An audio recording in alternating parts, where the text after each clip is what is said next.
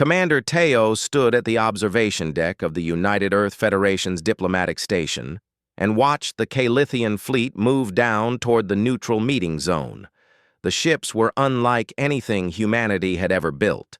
They looked like crystals catching starlight, beautiful and deadly at the same time. Inside those ships was General Kirabeth, the most feared military commander in the entire galaxy. She had never lost a battle, not once in 1,000 fights. Her people, the Calithians, were faster than anyone else in the known universe. Their bodies could move and think at speeds that made humans look like statues. Teo was a tall man with dark hair and a calm face. He had fought in 17 wars and lived through all of them. He had studied the Calithians for many years and knew their history, their tactics, and their victories. But he had also learned something that worried him.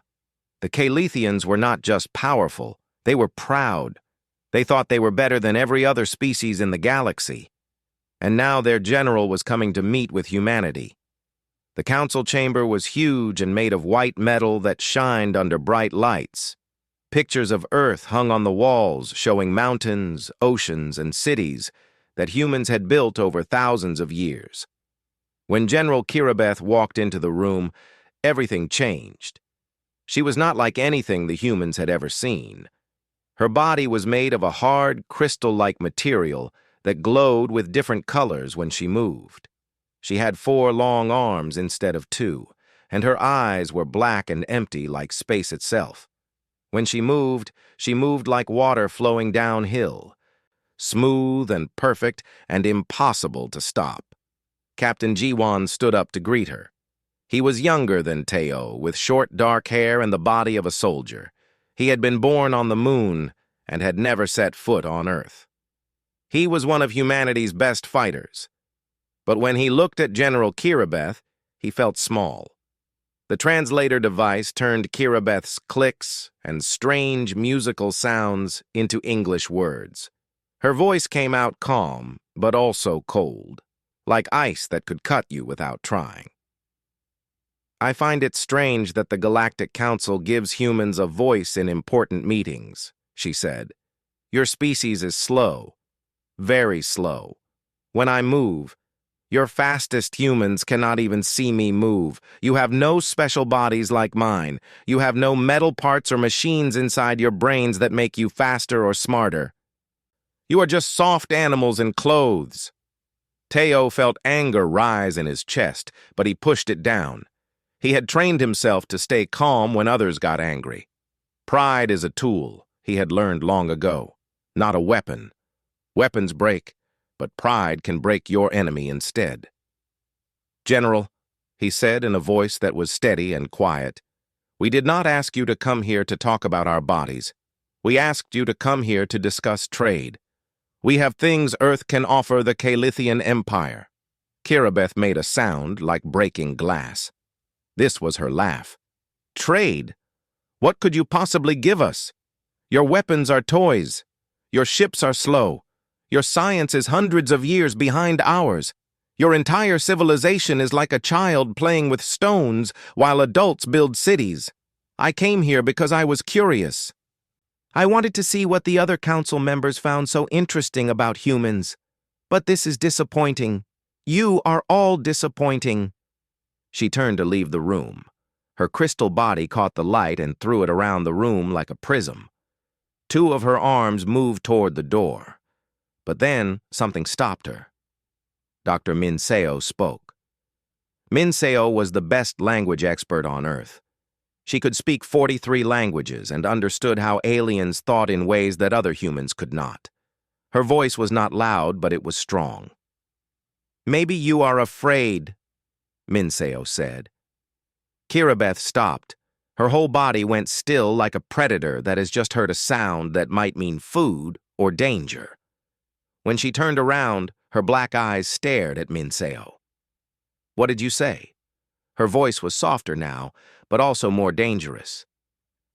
A knife in a soft hand is still a knife. You judge us only by your own abilities, Minseo continued. You look at our bodies and our speed and you laugh at us because we are not like you. That is not courage. That is just laziness. If we are truly so weak, you should have nothing to fear from studying us. Unless... Minseo paused, letting the silence fill the room like water filling a glass. Unless you already know something about us that scares you. Unless you are afraid to look too closely. The room was completely silent. Taio could hear his own heartbeat. He could see Ji-won staring at Minseo like she had just thrown a knife at the most powerful being in the galaxy and somehow not died. Kirabeth was still. Her crystal form seemed to glow brighter. When she finally spoke, her words came slowly. You are suggesting that the great General Kirabeth fears humans? This is a lie. Then prove it, Minseo said. Stay here for 1 day, maybe 2. Watch what we do. If we are so weak, what does it matter? You will see that you were right. Or... She let another pause grow between them. You will see something you did not expect. Kirabeth moved toward Minseo in a way that made Ji-won's hand jump toward his weapon. But she did not attack. She simply looked at the human woman for a long moment. Then she made a sound that might have been a laugh or might have been anger. You are very brave or very stupid. I cannot decide which. But you are correct. I will stay. I will watch your humans. And if you impress me, I will consider your trade proposal. If you do not impress me, humanity will stay in the back corner of the galaxy where it belongs. She turned and walked out of the council chamber.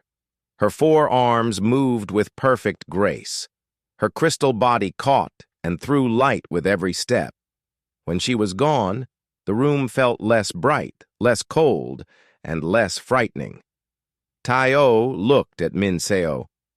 That was dangerous. Yes, Minseo said, but sometimes danger is the only tool that works. Ji-won was already thinking ahead. She said 1 or 2 days. We need to show her something that will make her reconsider what she thinks about humans. We need to show her that speed is not everything, that there are other kinds of power.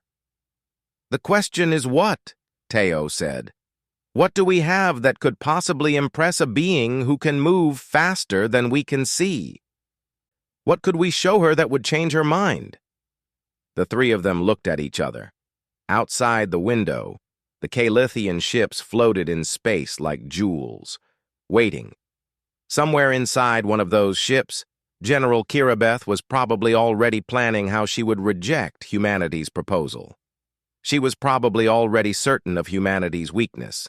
She did not yet know that humans had something she did not. She did not yet know that sometimes the most powerful strength is not in the body, but in the mind, the heart, and the will to survive no matter how impossible the odds became. The training facility was the most advanced place on the station. It had been built to train human soldiers for combat in space and on alien worlds. The walls were metal and glass. The floors were smooth and strong. There were machines that could simulate any kind of fight or danger. Taio had brought together the best warriors on Earth. There was Captain Hae-sung, who had fought in 20 wars across 3 planets. There was Officer Min-chul, a young fighter who was faster and stronger than most humans who had ever been born. There were pilots, soldiers, scientists, and tacticians. Every one of them was the very best at what they did. General Kirabeth sat on a raised platform above the training ground. Her 4 arms were crossed in front of her crystal body. Her black eyes watched everything. She said nothing. She just watched and judged. The humans began their exercises. First came the hand-to-hand combat training. 2 soldiers fought each other with perfect form and skill. They moved fast, struck hard, and defended well. When they were done, they were sweating and breathing heavy. They had fought with all their power. They had fought well. Kirabeth made a sound from her platform. Inefficient, she said. Too many wasted movements. A Calithian warrior would have ended this fight in 3 seconds. You take 3 minutes. That is 100 times slower. In war, the slowest warrior is the dead warrior. Min-chul went next. He ran through an obstacle course that was designed to test speed and strength. He jumped over walls, swung across gaps, and pushed heavy weights out of his way. He was fast for a human. His body moved with power and control. He completed the course in 1 minute and 47 seconds. It was very good. For a human, it was excellent.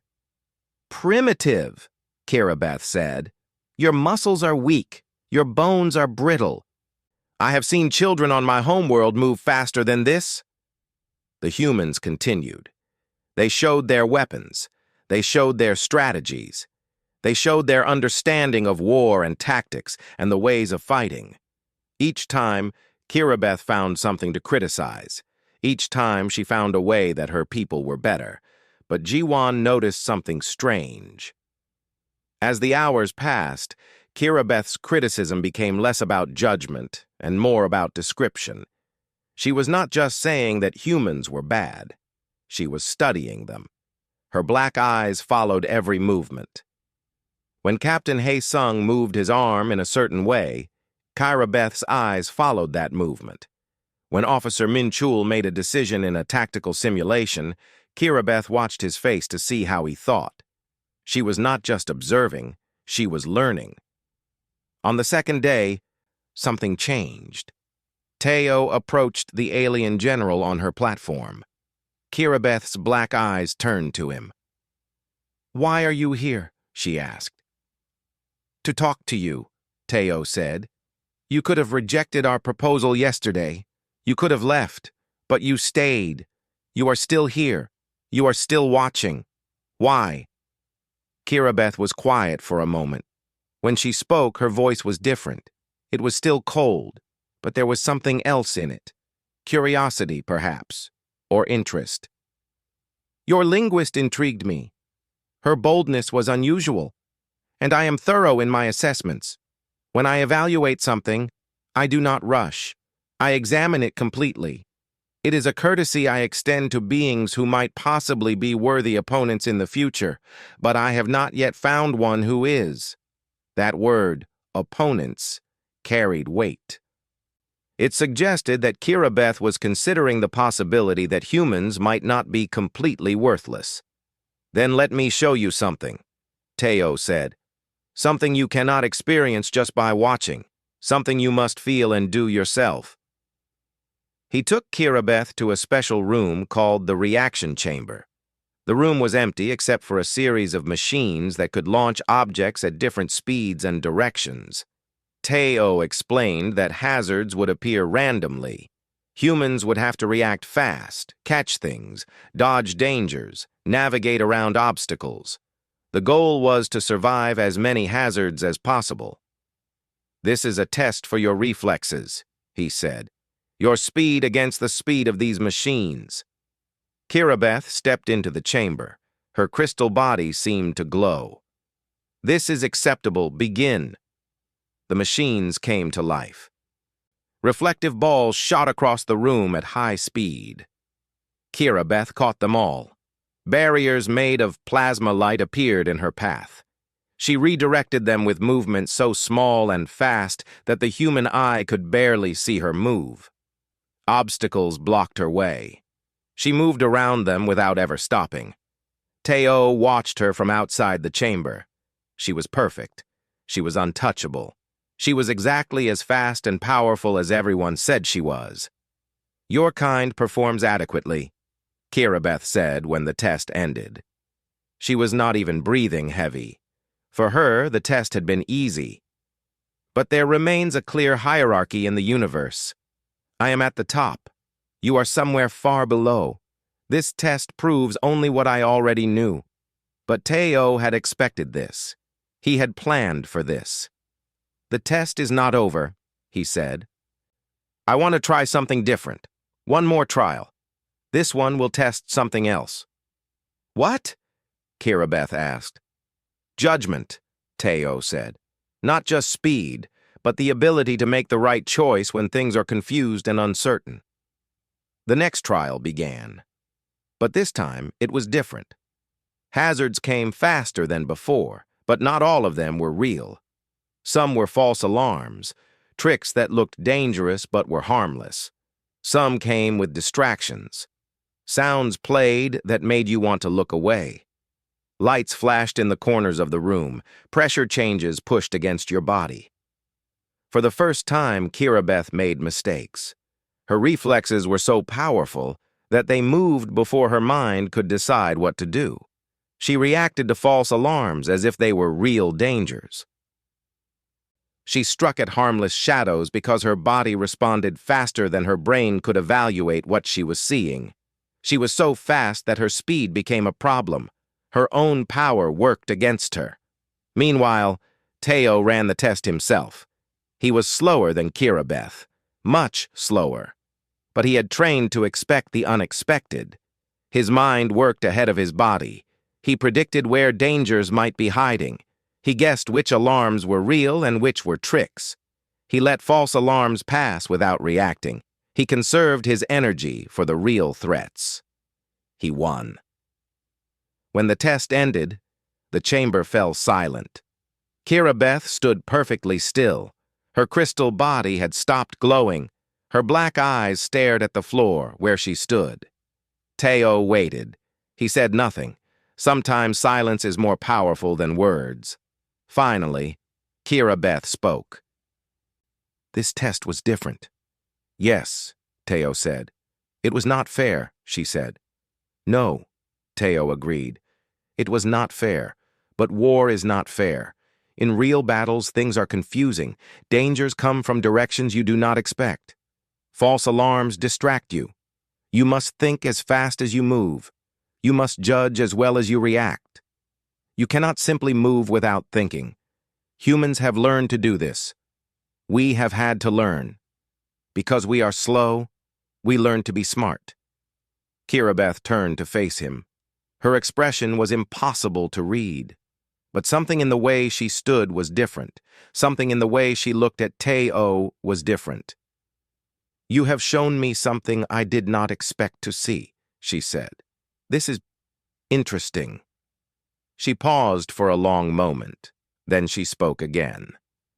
I will remain on this station for 3 more days. I want to see more.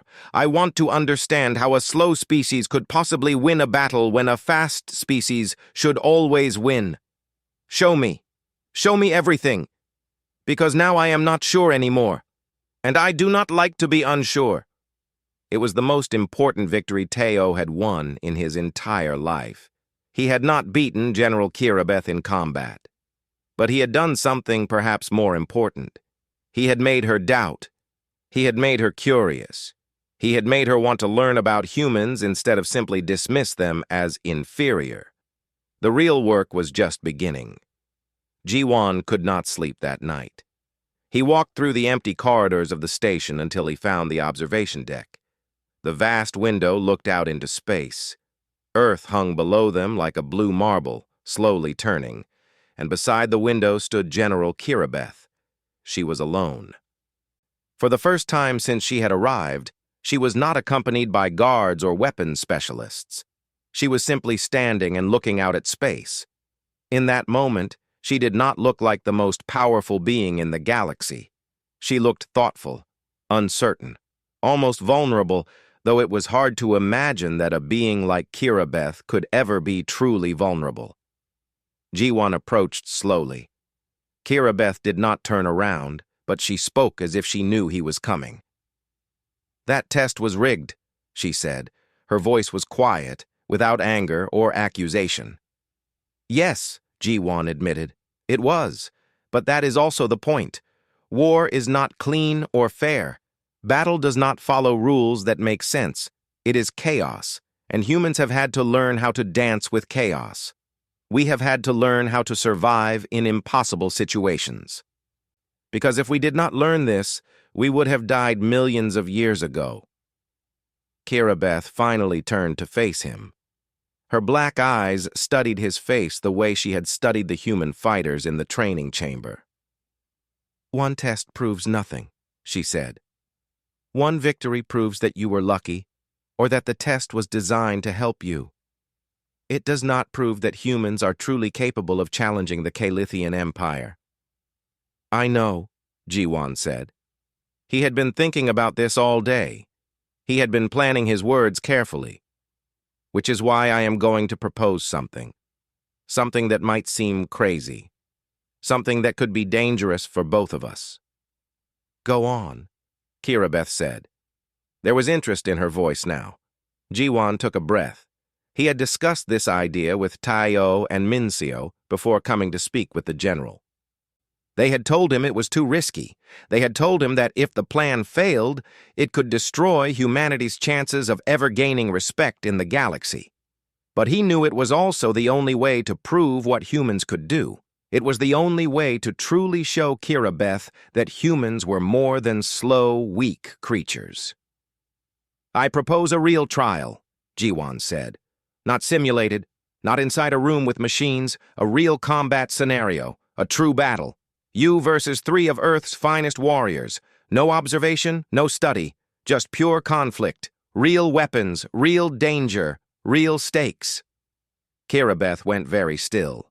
For a moment, Jiwan thought she would laugh or reject the idea immediately. But she did not. She waited, and her silence told him that she was genuinely considering his proposal. If humans win, Jiwan continued, the Calithian Empire will recognize humanity as a legitimate power in galactic affairs. We will be treated as equals, not as children. We will have a seat at the table when important decisions are made. But if you win, we withdraw from the outer sector. We recognize Calithian supremacy in that region. We will not expand there. We will accept that we are inferior in that space. You would stake so much on a single confrontation? Kirabeth asked. Your entire civilization would bet its future on one battle? Yes, Jiwan said. Because we would not be offering if we did not believe we had a chance. But we would also not be offering if we were certain of winning. That is the human way. We bet on possibility. We gamble on hope. We believe that sometimes impossible things can happen if you try hard enough and refuse to give up. Kirabeth moved to the window. She looked out at Earth below. She looked at the stars around them. She looked at the darkness of space that stretched forever in all directions. When she finally spoke, her voice was very quiet. I have fought 1,000 battles. I have never lost a single one, not once. I have defeated enemies with 3 arms, with 8 arms, with weapons that could destroy planets. I have stood alone against entire armies. I am the greatest warrior in the known galaxy. She paused. But you are correct, she said. One test is not enough. One victory in a rigged scenario does not prove that humans are truly capable. I must see a true battle. I must face your best warriors in genuine combat. If I do this and I win, it will confirm what I already know. But if I do this and I lose, she turned to face Jiwan again. If I lose, then perhaps everything I thought I knew about my own power is wrong. Exactly, Jiwan said. This is dangerous, Kirabeth said. If I agree to this battle, and humans somehow achieve victory, it will change the entire galactic hierarchy. Every species that has feared the Calithian Empire will suddenly see a weakness. They will challenge us. They will resist us. Everything will change. Yes, Jiwan said, but you already know that, do you not? You would not be considering this proposal if you did not believe it was possible. Kirabeth extended one of her crystal appendages. It glowed faintly in the darkness of the observation deck. Very well, she said. We will have this battle. You will choose your 3 best warriors. I will face them without any support or assistance. We will fight on a decommissioned asteroid where nothing can interfere. We will fight until there is a clear winner. Jiwan clasped her appendage with his hand. Her crystal limb was cold and smooth like touching ice. Thank you, he said. Do not thank me yet, Kirabeth replied. Know this, I have never lost a combat trial. Not once, across 1,000 engagements. I do not know how to lose. My body does not remember the feeling of defeat. My mind cannot truly conceive of myself being defeated. So even though I have agreed to this, I am confident in my victory. You have challenged the greatest warrior who has ever lived. That is either the bravest thing you have done or the most foolish. Time will show which." She released his hand and returned to looking out the window at the stars. Jiwon walked back through the corridors to find Tayo and Minseo. They were waiting for him in a small conference room. When he told them that Kirabeth had accepted the challenge, Tayo's face became very serious and very calm. Minseo closed her eyes for a long moment. "Then we must prepare," Tayo said, "and we must be very clever, because we are not going to win through strength or speed. We are going to win through something that Kirabeth has never faced before. We are going to win through ingenuity, through strategy, and through the willingness to sacrifice everything for victory." The battle was set for 5 days away.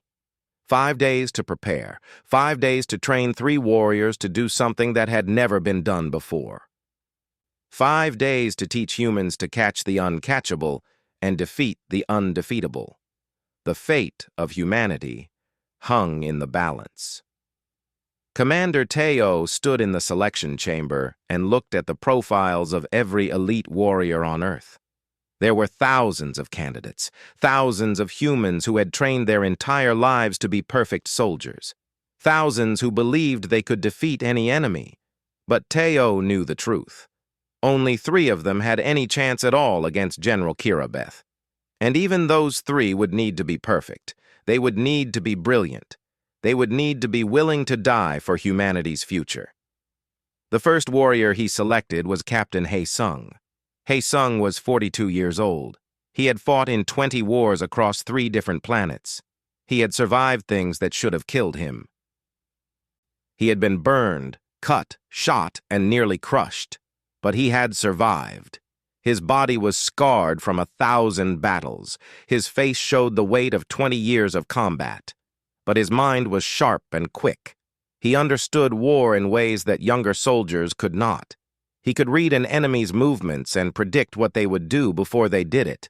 Against an enemy who was faster, Hae-sung's ability to predict their movements could be valuable. If he could guess what Kirabeth would do, he could position himself correctly. Speed meant nothing if you were standing in the right place before your enemy arrived. The second warrior was Officer Min-chul. Min-chul was 28 years old and had been born with a genetic mutation that made his muscles stronger and his reflexes faster than normal humans. In the traditional tests, he could move faster than almost any other human who had ever lived. But Tayo did not select Min-chul because he was fast. He selected him because Min-chul had an unusual gift. He could move unpredictably. While other fighters followed patterns, Min-chul's movements were almost random. An opponent could not guess what he would do next because his body moved in ways that did not follow the normal rules of combat. This randomness could confuse Kirabeth's ability to calculate and predict human movements. The third warrior was Jiwon himself. Jiwon was young, only 32 years old. He did not have Hae-sung's experience or Min-chul's physical advantages. But Jiwon had something that made him invaluable. He could think while he fought. Most warriors became animals in combat, their bodies moving on instinct alone. But Jiwon's mind stayed clear even in the middle of battle. He could analyze his opponent while fighting them. He could adjust his strategy mid-battle. He could create plans and change those plans when circumstances changed. Against Kirabeth, this ability to think could be the difference between victory and death. Tayo called all 3 warriors to a private training facility. It was hidden deep beneath the station, away from where Kirabeth could observe them. He explained his understanding of human weakness and human strength. "We cannot outspeed Kirabeth," he told them. "This is impossible. Her reflexes are biological law. We cannot change this. We cannot match her, so we will not try. Instead, we will do something different. We will move unpredictably. We will make her strength become a weakness." "How is that possible?" Min-chul asked. If she is faster, she will always win. Not always, Teo said. Listen carefully. Kirabeth's reflexes are perfect for a world where she lives. They evolved on a planet with specific gravity, specific light, specific kinds of threats. But what happens when you introduce something her body did not evolve to handle? What happens when you create a situation that does not match her evolutionary history? He paused, letting them think about this. What happens, Teo continued, is that her speed becomes less useful. If there are multiple threats coming from all directions at once, her reflexes must choose which threat to address first. If there is sensory overload, her perfect perception becomes confused. If she must divide her attention between many dangers, she must prioritize. And when she prioritizes, she must make a choice. And choices take time. Not much time, but some time. And in that moment of choice, a human who has prepared correctly can strike. For the next 5 days, the 3 warriors trained. But this was not normal training. Teo did not teach them to be faster or stronger. He taught them to be unpredictable. He taught them to move in ways that did not follow logical patterns. He taught them to attack in directions that made no sense. He taught them to defend from positions that seemed wrong. He also taught them something more important. He taught them to accept that they would lose individual fights. You cannot defeat Kirabeth one at a time, he told them. She is too powerful, but 3 of you together, moving in ways she cannot predict, forcing her to make choices and prioritize threats, this might work. Your job is not to win. Your job is to prevent her from winning. Your job is to survive long enough to create the opening that we need. Haesung practiced reading Kirabeth's movements from video footage. He watched how she moved. He studied her patterns. He learned her favorite attacks. He predicted what she would do in certain situations. By the end of 5 days, he could watch 5 seconds of her fighting and predict the next 10 seconds of her actions with 80% accuracy. Minchul practiced moving randomly. Teo would call out random numbers, and Minchul would move in directions that corresponded to those numbers. At first, it felt wrong. His body wanted to follow logical patterns, but eventually, his muscles learned. His body learned how to move in ways that his mind did not expect. He learned how to be unpredictable. Jiwan practiced thinking while fighting. Teo would attack him while showing him images or playing sounds that required his attention. Jiwan had to fight while also solving problems, making decisions, and adjusting his strategy. His mind learned to work on multiple things at the same time. His brain learned to stay clear and focused even when his body was in danger. While the warriors trained, Minseo spent time with Kirabeth. She asked the alien general questions about her home world, her people, and her training.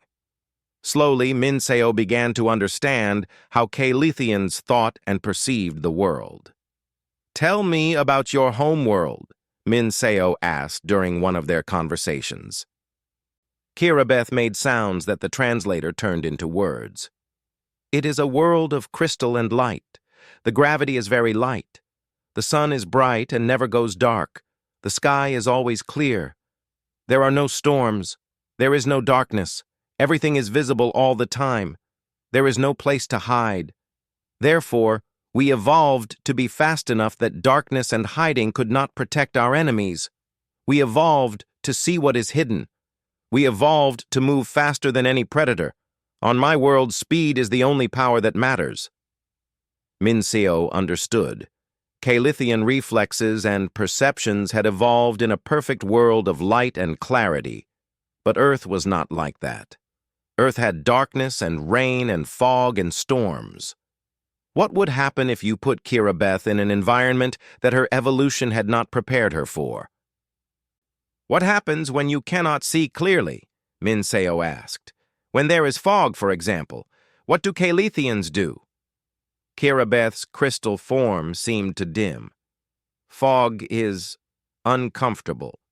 We do not enjoy it, but our speed allows us to move through it. We move faster and faster until we find clear space. But what if you could not move away from the fog? Minseo pressed. What if the fog was everywhere and you had to fight in it? Then we would suffer, Kirabeth said simply. Our advantages would not function correctly. But this is a theoretical problem. There is no fog on any civilized world. Minseo smiled. She had found something useful. On the final night before the battle, Teo called all 3 warriors together. They stood in a circle, these 3 humans who would face the greatest warrior in the galaxy. Hei Sung, with his scars and his wisdom. Min Chul, with his random movements and his strength. Ji Won, with his clear mind and his ability to think. Tomorrow, Teo said, you will fight for humanity. You will fight for every human who ever lived and every human who will ever be born. Kirabeth believes that speed is everything. Kirabeth believes that power is everything. But she is wrong. You will show her what she does not understand. You will show her that humans have a kind of power that her world never taught her. You will show her that courage and strategy and the willingness to sacrifice can match even the greatest strength. What if we lose? Minchul asked.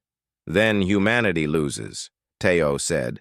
There is no shame in losing to the greatest warrior in the galaxy, but there will be shame if you do not try your absolute best. So tomorrow you will try your absolute best. You will fight with everything you have, and whatever happens, you will make humanity proud. The night passed slowly. In the morning, 3 humans and 1 alien general prepared for battle on a decommissioned asteroid far from any help or assistance. The asteroid had canyons and caves and open plains. It was a world of stone and emptiness. It was the perfect place for the most important fight that had ever occurred in human history. As they traveled to the asteroid, Teo stood with Minseo and watched them go. Do you think they can win? Minseo asked. No, Teo said honestly. I think the odds are very much against them. But I think they can survive. I think they can show Kirabeth something she has never seen. And sometimes, showing is more powerful than winning. The time for words was over. The time for action had come. The asteroid was gray and cold and lifeless. Dust covered the ground. Rocks jutted up toward the black sky. In the distance, stars burned in the darkness. The 3 humans stood on one side of a wide-open plain. General Kirabeth stood on the other side. Between them was about 300 meters of empty space. Above them, on a high cliff, Teo and Minseo watched from the observation station. They could see everything. They could record everything. If humanity lost, at least the galaxy would know how the greatest warriors on Earth had fought the greatest warrior in the galaxy. Minseo's voice came through the communication system. She spoke the words that would begin the battle. Begin. For a moment, nothing happened. The 2 sides simply looked at each other across the empty space. Kirabeth's crystal body glowed faintly in the starlight. The 3 humans were still and silent. Then Kirabeth moved.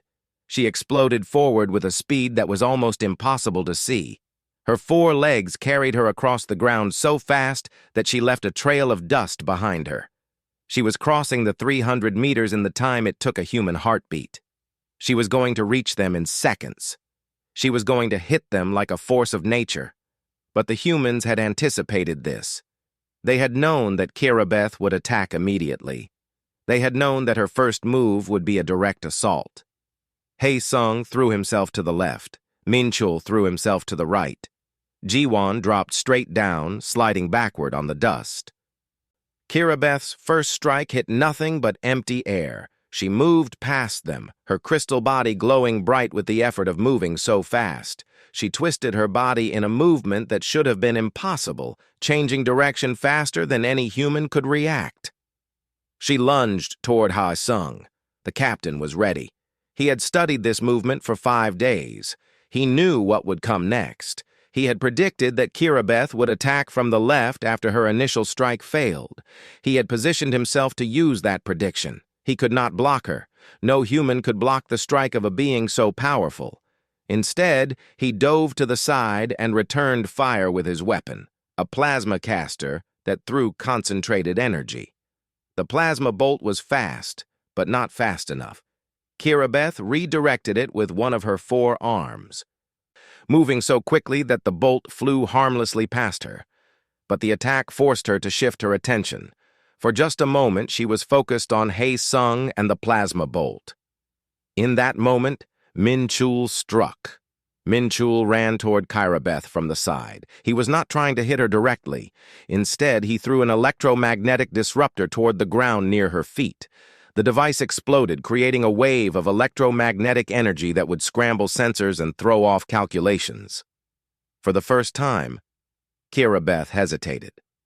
Just barely. Just for a fraction of a second. Her reflexes tried to move away from the disruptor, but her mind was still processing whether the disruptor was a real threat or a trick. In that moment of hesitation, Ji-Wan was already moving. Ji-Wan had circled around behind a large rock formation.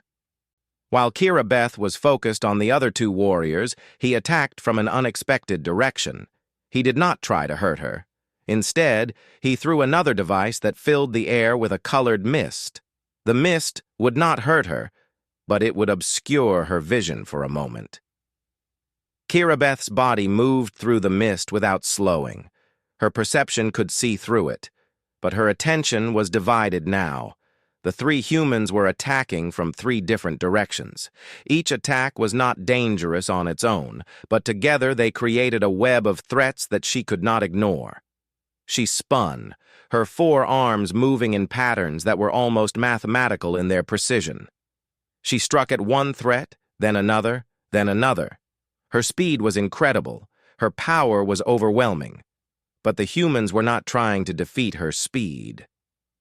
They were trying to confuse her judgment. They were trying to make her choose between multiple threats. They were trying to make her divide her attention.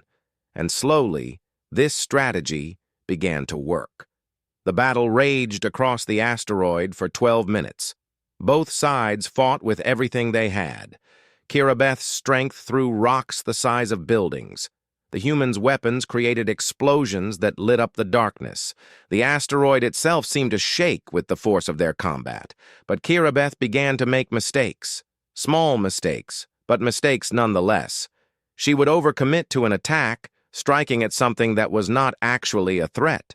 She would move too hard, putting too much force into a blow that was unnecessary. She would choose to focus on one threat when she should have been watching multiple threats. The humans, meanwhile, were learning her patterns. Hei Sung could predict her movements 3 seconds in advance. Min Chul's random attacks were becoming more focused. Ji-Wan's mind was clear and calculating, always 3 steps ahead. By minute 10, both sides were wounded. Hei Sung had a long burn across his left arm where Kirabeth's weapon had grazed him. Min Chul's leg was bleeding where a crystal spike had cut through his armor. Ji-Wan had been thrown against a rock and had broken at least 2 ribs. They were all breathing heavy. They were all fighting through pain. But Kirabeth's crystal body showed damage as well. One of her 4 arms moved slower than the others. Her glow was dimmer. She was still winning, still dominant. But for the first time in her 1,000 battles, she was not completely in control. Then came the moment that would change everything. Ji-Wan lay on the ground, unable to move. He had been hit by one of Kirabeth's attacks and thrown across the plain. His body was broken. He could not stand. He could not fight. He was dying. Min Chul was pinned behind a large rock formation. Kirabeth had crushed the area around him with her attacks. He was trapped. He could not move. He was out of the fight. Only Hei Sung remained. The captain stood facing the alien general. Both of them were wounded. Both of them were breathing heavy. Both of them had given everything they had. Kirabeth raised her primary weapon, the hypersonic bolt caster. It was a weapon that fired projectiles at speeds many times faster than the speed of sound. At this range, Hei Sung had no chance. Even with his experience and his knowledge of her tactics, he could not dodge a hypersonic bolt. It would strike him before he could register that it had been fired. General Kirabeth aimed carefully. She was going to end this. She was going to prove that no human could ever defeat the greatest warrior in the galaxy. She fired. The hypersonic bolt shot across the space between them. It moved so fast that it left a trail of ionized air behind it. It was going to hit Haesung's chest. It was going to end the battle. It was going to prove that Kirabeth was invincible. But something extraordinary happened. Haesung did not see the bolt. His eyes were looking in a different direction. He was not conscious of making a decision. He was not thinking about where the bolt would go. His body simply moved. His hand reached backward, in a direction where nothing should have been, toward something he could not see. His fingers closed around the hypersonic bolt. Time seemed to stop. The asteroid went silent. High above, Teo and Mincio stared at the scene below, unable to believe what they had just witnessed. Haesung stood with his hand extended behind him, his palm open, the hypersonic bolt smoking and burning in his grip. The bolt was so hot that it was beginning to burn through his hand. The pain was unbearable. But he held it. His fingers did not open. His hand did not let go. The burning projectile stayed in his palm as it slowly consumed his flesh. His body was screaming. His mind was screaming. But he did not release the bolt. Kirabeth lowered her weapon. Her crystal body went still. She walked slowly toward the human warrior who was holding her most powerful weapon in his burning hand. "What have you done?" she asked quietly. Haesung turned his body slowly, still holding the burning bolt. His voice was weak and filled with pain, but it was clear. "We did not win because we are faster," he said. "We won because we are willing to burn our hands catching what you throw. We are willing to sacrifice. We are willing to hurt if it means survival. That is the human way. That is what you did not understand." The hypersonic bolt finally burned through his hand and fell to the ground. Haesung's hand fell to his side. He was badly wounded. He was barely able to stand. But he was alive. Kirabeth did something she had never done before in her entire life. She lowered her weapon completely. She made a sound that was not anger or frustration, but something else. Something that might have been respect. "That is not a reflex," she said slowly. "That is not speed. That is something else entirely. Something I have never seen before. Something my people have never encountered." Jiwon managed to stand. Minchul emerged from behind the rock formation. All three humans stood before the alien general, wounded and exhausted and still alive. "What is this thing you did?" Kirabeth asked. "That is humanity," Jiwon said. His voice was weak but steady. "We are not the strongest. We are not the fastest. We are not the smartest in any single way. But we endure. We sacrifice. We are willing to suffer if it means survival. We are willing to catch the impossible if our friends need us to. That is why humans are dangerous. Not because of what we can do, but because of what we are willing to do." Kirabeth was quiet for a long moment. Her black eyes looked at each of the three humans. Then she extended her primary appendage toward Haesung, not in combat, but in the Kalithian gesture of respect and recognition. "The Kalithian Empire will recognize humanity's claim to the outer sector," she said. "You have defeated me, not through strength or speed, but through courage. I have never lost a battle, but I see now that I have never truly understood what it means to fight. You have taught me something today, something important." She paused, and when she spoke again, her voice was different. It was no longer the voice of a general speaking to inferior beings. It was the voice of one warrior speaking to other warriors, one who respects their opponents. "And I am requesting that Commander Teo send humanity's best military strategists to the Kalithian Empire. I have much to learn from you. I have much to understand. Perhaps after 1,000 battles, I finally have something new to discover." The asteroid fell silent. The battle was over.